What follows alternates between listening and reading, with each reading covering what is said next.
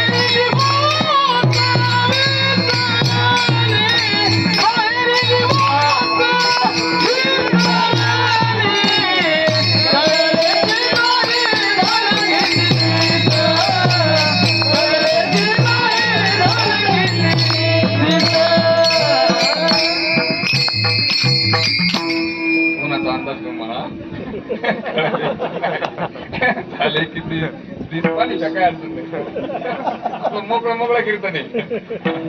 कळलेची नाही झाले किती दिस आणि बाहेरील वास विसरली. महाराज म्हणतात त्या भक्तीत दिवस कसे गेले काही कळालं नाही. आता आपले एवढे संसारात एवढे दिवस गेले, कळाले का नाही ना कळाले. मग जर संसारात हे असेल तर भक्तीत कसं असं. एक भाव आलाय भागवतामध्ये, म्हणजे परमात्म्याच्या भक्तीचं सुख कसं जातं कळत नाही याच्याबद्दल. आपण वेळ मोजतो, सगळ्यात कमी मापक काय वेळ मोजण्याचं, वेळ मोजतो मापक काय कमी सगळ्यात मोजण्याचं, सेकंद बरोबर. त्याच्यानंतर मिनिटाच्या नंतर तासाच्या नंतर दिवसाच्या नंतर वर्ष, आठवड्याच्या नंतर महिना, पंधरवाड्याच्या नंतर महिना, महिन्याच्या नंतर डायरेक्ट वर्ष, महिन्याच्या नंतर 4 महिने, सव्वा महिना, महिन्याच्या नंतर सव्वा महिना आणला पाहिजे ऋतू. बस चला सव्वा महिना धरू. सव्वा महिन्याच्या नंतर ऋतू, ऋतू ऋतू ऋतू ऋतू किती आहेत, 3. उन्हाळा पावसाळा हिवाळा येणार घेऊ 6 ऋतू आहेत. आता कोणतं चालू आहे, वसंत ऋतू, शिशिर ऋतू, ग्रीष्म ऋतू, शरद ऋतू. हे जे ऋतू आहेत ना हे 6 आहेत. महिन्याच्या नंतर ऋतू 2 महिन्याचा एक ऋतू. ऋतूच्या नंतर वर्ष, ऋतूच्या नंतर आयन, दक्षिणायन आणि उत्तरायण उत्तरायण. आयनाच्या नंतर वर्ष वर्ष. जरा मोकळा मोकळा हिशोब करू. भागवत त्याचा आणखीन सखोल अभ्यास आलाय. सेकंदाच्याही अगोदर आहे, पण तुम्हाला कळण्याकरता मोकळं मोकळं करू. वर्ष 4,32,000 वर्ष गेले म्हणजे एका कलियुगाचं आयुष्य आहे. किती? 4,32,000. आताशी 5-5.5 वर्ष झाली. 8,64,000 वर्ष गेले म्हणजे एका द्वापारयुगाचं आयुष्य आहे. 12,28,000 वर्ष गेले म्हणजे एका त्रेतायुगाचं आयुष्य आहे. आणि 17,96,000. आता 96 आणि 28 दोन्ही थोडा फरक आला. हा 1728 आणि 1296. आणि काही याच्यात 1228 आणि 1796 असं असं दोन्ही फरक आला. नक्की बरोबर आहे. नाही काय नाही, आता असं आहे ना, असं तुम्हाला जेवढं ऐकायचं तेवढं ऐका. रात्री आम्ही जवळजवळ 350 किलोमीटर प्रवास केलेला आहे रात्री. आणि जास्त जवळून बोललं काय होतं, आवाज खराब होतो. पुन्हा कार्यक्रम असतात. याच्यात एक काय आपण त्याला म्हणूया मॅग्नेट ना, मॅग्नेट. ते काय करतं आवाजाला मग जास्त त्रास देतो. त्याच्यामुळे ऐकायला येतो ना आवाज पर्यंत. काय अडचण नाही. वर्ष या 4 युगाचे मिळून किती वर्ष झाले? 43,20,000. 4 युगाचे मिळून. आणि 4 युगाचं मिळून एक महायुग होत, बरोबर. आणि असे 1,000 महायुग गेले म्हणजे एक काय होतं? कल्प होत. कल्प. आणि अशा कल्पच्या कल्प श्रीकृष्ण परमात्म्याने रास क्रीडा केली. कल्पच्या कल्प केल्या पण ओवी किती गोड आली पहा. कल्पच्या कल्प रास क्रीडा केली तरी गवळणी गोपिका म्हणतात आमच्या सोबत त्याने आर्दक्षिणच रास क्रीडा केली. ती रास क्रीडेची राती. आणि हा आणखी सांगतो, एक कल्प म्हणजे ब्रह्मदेवाचा 1 दिवस. एक कल्प म्हणजे ब्रह्मदेवाचा 1 दिवस. असे 6 महिने रास क्रीडा केली तरी गोपिका काय म्हणतात पहा. ते रास क्रीडेची राती म्या ब्रह्म शन्मास केली होती. गोपिका अर्धक्षण मानती वेगी गभस्ती का उगवला. याला म्हणायचं कळलेची नाही झाले किती दिस. विठवला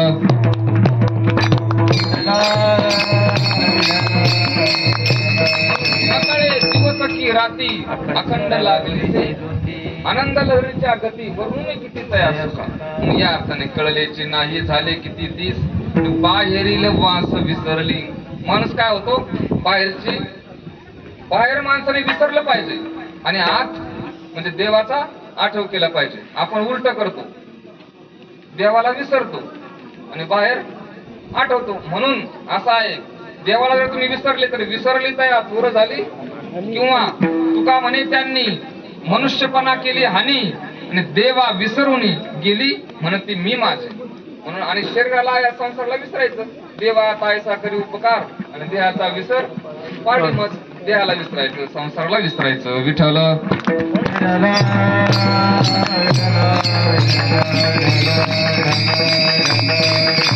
कायम परमात्म्याला स्मरणात ठेवायचं.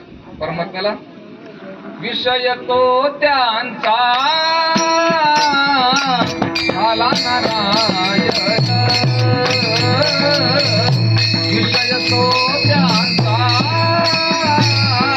झाला नारायण. विषय तो त्यांचा झाला नारायण. विषय तो त्यांचा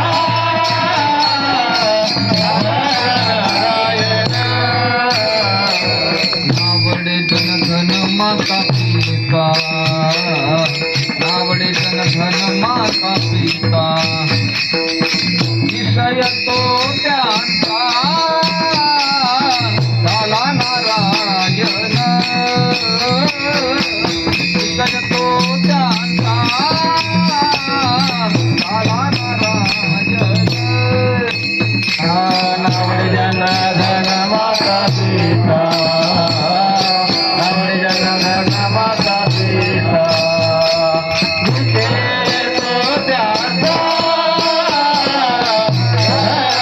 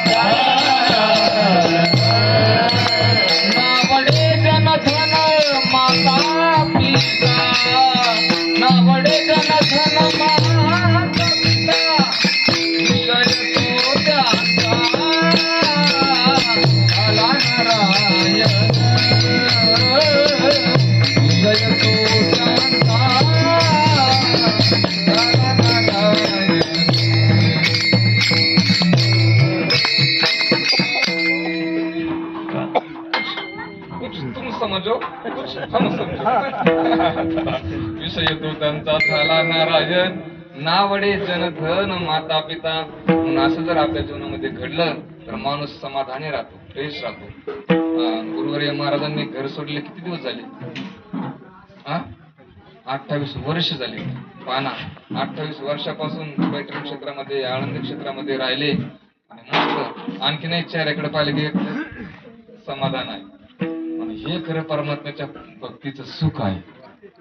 आपण कायम समाधान. आता कोणाचा जन्म आयुष्यात किती दिवस राहिले हे कोणाला माहिती नाही, परंतु जेवढे दिवस जगायचे तेवढे दिवस मस्त जगायचे.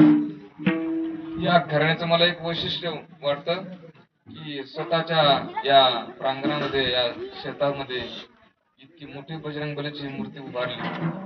खर तर ही बजरंगबली ही जी देवता आहे ना लोक, ही देवता इतकी श्रेष्ठ आहे. उगीच नाही गावोगावी मारुती राहायचे मंदिर. तुम्ही जर विचार केला भावार्थ रामायण तुम्ही वाचलं ना, तर त्या भावार्थ रामायणामध्ये उल्लेख आलाय आपल्या हाताने टाळे वाजवा म्हणणं ठीक, हाताने ऐकणं ठीक आहे. आपले डोळे परमात्म्याला पाहतात तेही ठीक आहे. कान आपले परमात्म्याचे गीत ऐकतात तेही ठीक आहे. पाय पंढरीची वारी करतात तेही ठीक आहे. परंतु बजरंगबली हनुमंतराय या महात्म्याचे बुध आणि शिष्ण पण राम रूप झालेले होते. आता जुनी माणसं भावार्थ रामायण वाचक जे असतील ना त्यांच्या लक्षात येतील ओव्या म्हणतो मी, सांगतो तुम्हाला जेवढे आठवतील तेवढ्या. मने वचने कर्मस्थिती राखिता झाला रघुपती श्रुती, अवधान द्यावे चित्ती कथा संगती सांगेन. ऐका मारुतीरायांच्या इंद्रियाच्या ओव्या आल्या त्या.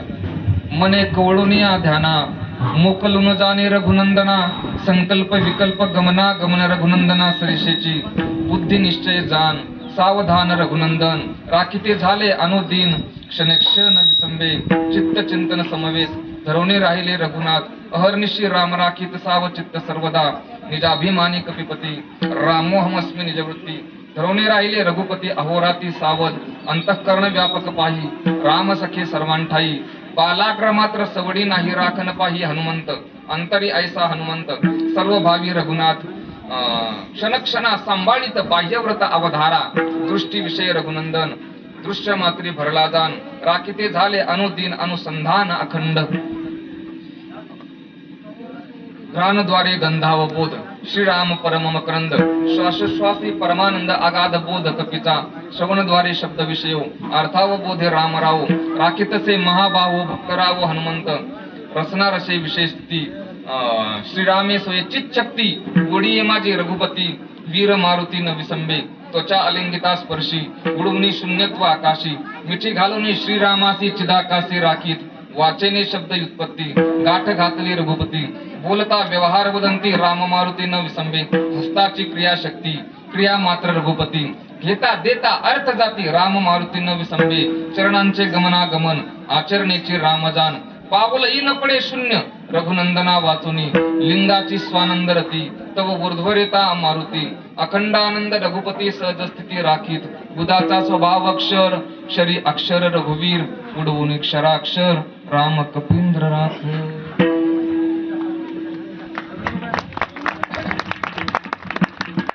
तुम्ही जाणती माणसं आहात, तुम्ही भावार्थ रामायण वाचा, या 17-18 ओव्या असतील जवळजवळ. मारुतीरायांच्या प्रत्येक इंद्रियाच्या ओव्या तुम्हाला मी सांगितल्यात. मी का बोलतो हे सर्व? अशी जरा भक्ती आपल्या जीवनात घडली ना तर याला म्हणायचं कळलेची नाही झाले किती दिवस आणि बाहेरील वास विसरली विठ्ठल.